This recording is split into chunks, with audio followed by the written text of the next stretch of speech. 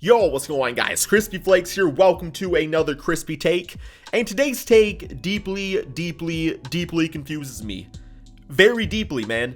And that is that according to multiple reports, it sounds like the Minnesota Timberwolves are going to be drafting James Wiseman with the first pick in the 2020 NBA draft. And even saying that statement out loud confuses me even more. Now, before we get into this, I need to ask you guys if you can please drop a like on this video and remember to subscribe if you are new to the channel. So yes, there is two sides to this story. I think first and foremost, we have to kind of point out the fact that James Wiseman not too long ago actually said he does not want to play in Minnesota. He actually went on the record, which is crazy to think about. I mean, obviously, you know, when you are going to be a top 5, top 10 pick in the draft, you can get a little bit more cocky out there, a little bit more confident. But with that being said, man, like actually telling an NBA team you don't want to be over there definitely is not a good start considering if that team actually does want to draft you. So there's one of two ways to look at this. The one way is that the Minnesota Timberwolves are actually interested in James Wiseman and want to team him up with Karl-Anthony Towns, which is really weird because they are both the center position. I mean, obviously, you know, Karl-Anthony Towns can shoot like a damn point guard out there. He can shoot like Steph Curry, shoot like a shooting guard, whatever you want to say. He's the best three-point shooting center in the NBA, probably the most gifted offensive center. Now, he obviously has holes within the defense, but offensively, Karl-Anthony Towns look no farther than him, right, man? I mean, obviously, Jokic does a lot of great things too, but from a pure offensive standpoint, Cat is where it's at, right, man? So then, you know, you are probably looking at Karl-Anthony Towns at the power forward position, which is fine. I mean, I don't love the idea in today's NBA, but the way he plays, I think, could definitely work out. Plus, right now, they have Juancho Hernan-Gomez at the power forward spot. So, you know, you're already, even if Cat doesn't work out that spot, at least it's not Juancho Hernan-Gomez, you know what I'm saying? And then obviously James Wiseman would be the starting center of the team. Now, the way James Wiseman actually does play, like I said, this is kind of limited footage of actually watching him play out there. He likes to have the ball in his hands. He actually kind of likes to play like a wing player. So, I mean, I don't know how many opportunities there would have for that in the offense for the Minnesota Timberwolves. Now, obviously, you can maybe give the ball to him and let Cat and D'Lo kind of space the floor. And that could be a little intriguing, I suppose. But I mean, based off how I see James Wiseman plays, I want him playing on the inside, right? In 3 games in college, he averaged 20 points, 11 rebounds per game, about 3 blocks. Now, the way he actually does play too, I mean, defensively, you see the 3 blocks. He's still not really an elite defender, though.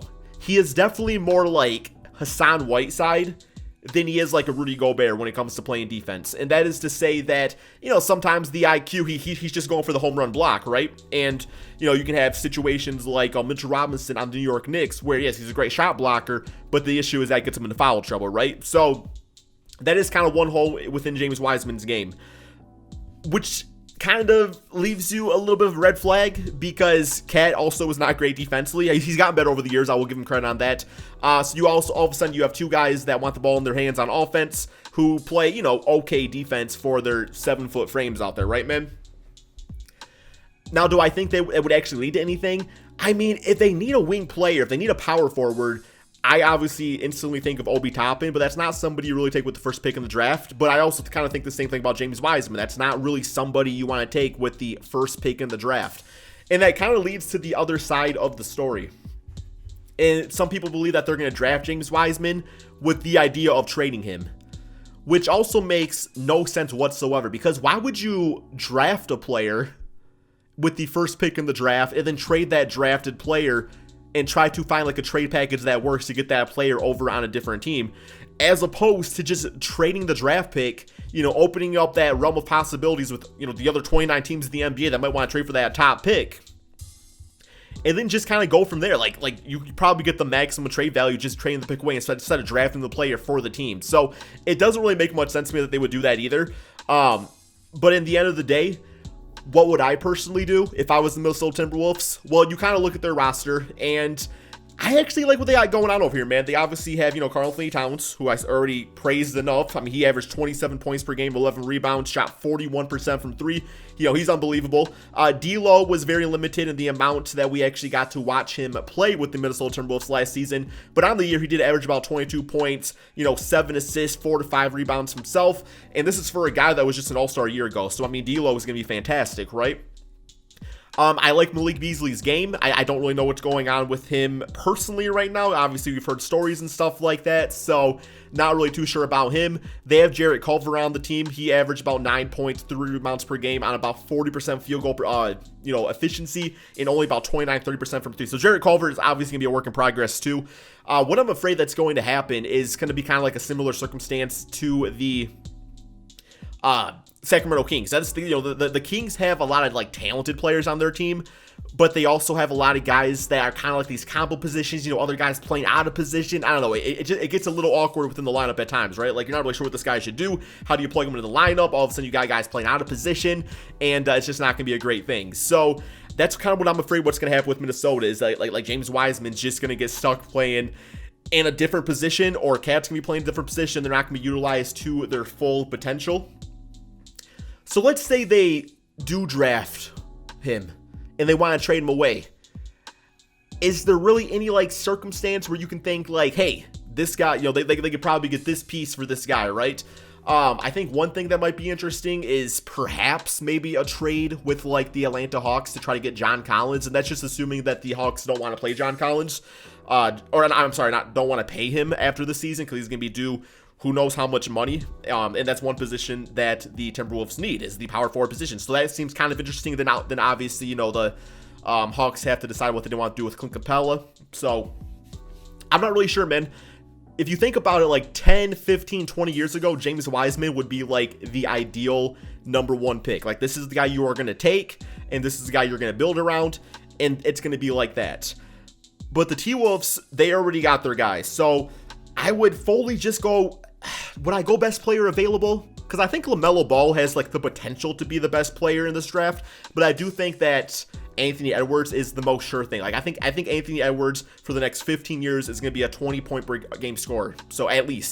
So I would personally go with him. I mean, their bench is not really that strong anyway. So what you could probably do is you could run a lineup of D'Lo, and you can run obviously Anthony Edwards at the 2 spot. And decide what you want to do with the rest of the roster outside of Karl-Anthony Towns, right, man? The Malik Beasley, find out what his situation is. Use him off the benches like a guy that's getting 30 minutes per game, and that would be completely fine. So, yeah, guys, Minnesota Timberwolves, don't screw this up, man. You guys got the first pick in the draft. That does not come around that often. Either do some sort of trade. I still think potentially, if the package is right, they might be able to finesse a trade of like Ben Simmons, which would be fantastic. That would be the ideal situation if they could somehow trade that first pick, maybe toss in Jarrett Culver and somebody else and land like Ben Simmons from the 76ers, who are kind of going over their own differences within management and stuff, and just kind of like rehashing out the front office and all that stuff. So that might be a good opportunity for them to get a guard player, like a LaMelo Ball or like a Anthony Edwards alongside, around Joel Embiid. That's definitely a possibility. But definitely don't draft James Wiseman with the idea of trading him, because that's stupid. And also, you probably should not play him alongside Karl-Anthony Towns just because it's not needed, man. If anything, trade down in the draft, get some sort of asset, back, trade for like the 5th, 6th, 7th pick, something like that, and then use that pick to draft Obi Toppin or some sort of power forward that's still available, some sort of wing player out there that could kind of fit alongside the team, man. You're going to be your best bet. I don't really know. I read this. Like I said, it's been multiple reports. I don't know how much truth there is actually to it. You guys let me know in the comment section below, though. Does it make any sense whatsoever? Do you think it's all just talk?